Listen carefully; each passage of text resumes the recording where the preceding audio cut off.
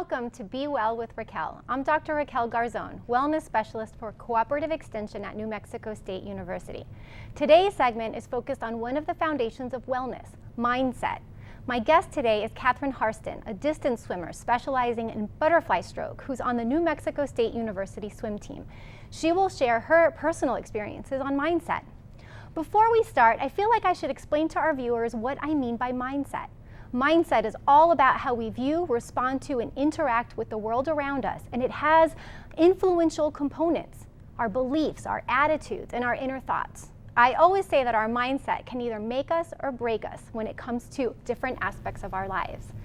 Welcome, Catherine. Thanks for being here. Thank you for having me. When we look at swimming, from your perspective, how important do you think mindset is for you, and especially with this concept of make us or break us? I think mindset in my life as well as in swimming is super important. When you have a positive attitude, I feel like that's the make portion of it, and I just feel like I'm a lot happier and overall successful with my day-to-day activities, like practicing, lifting weights, and trying to eat healthier. And when I'm negative, that kind of break mentality, it's a lot harder for me to make it through the day and kind of be happy with everything that's going on in my life, just because my kind of everything that I do every day is a little bit daunting on paper, but when you have that make or break mentality, it really helps you to be positive and be successful. Yeah, I could totally see that, because swimming is an intense sport. There's early morning training, weekend training, multi-day meets, and I'm sure that a lot of sacrifices come with your sport. So can you talk a little bit about how your beliefs and attitudes have helped you to persist in these really tough moments? Yeah, like you said, swimming is not the easiest thing in the world. Those 6 a.m. practices every day and the 20 plus hours of intense training each week definitely can get to you, but I believe that my attitudes and my beliefs are super important. When I think about my attitudes, I put it into the perspective of the whole entire team. When one of us is kind of off with our attitudes, you can definitely see it, and it has a waterfall effect.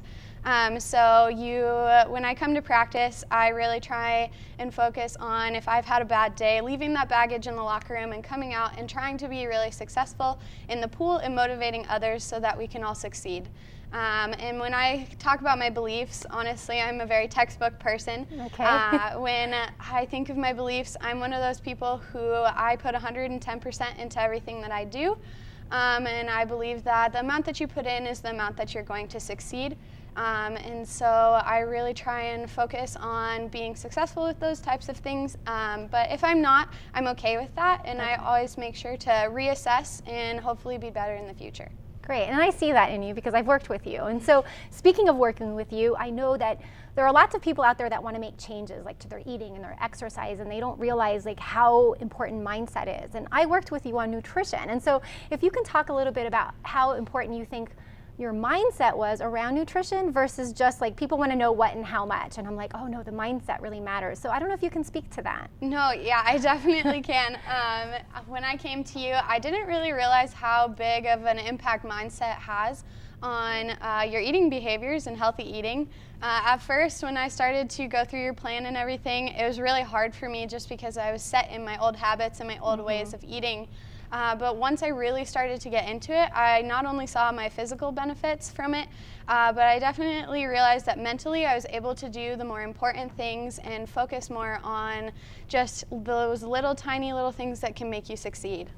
Great, and you did work really hard on it, and so I'm really proud of you. So the last question I have is, we have this sort of inner voice, and one of it can be constructive or destructive, right? The constructive one is like, yay, go, and the destructive one is, criticizes you and tears you down. And so is there anything that you can say of maybe having to challenge a destructive voice you had in your head and making it better? Yeah, definitely. When it comes to destructive voice, especially with swimming, they're very good at what they do, you know. And so you really have to take it into perspective.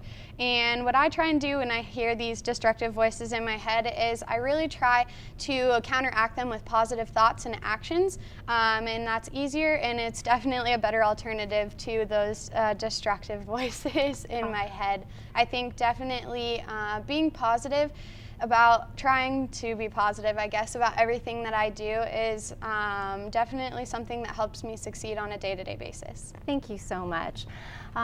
So thank you for joining me today, Catherine, and thank you to you all for joining us as well. We hope you have taken away something of value from this segment on Be Well with Raquel. Join us next time as we discuss another important foundation of wellness, mindfulness. Thank you, and be well.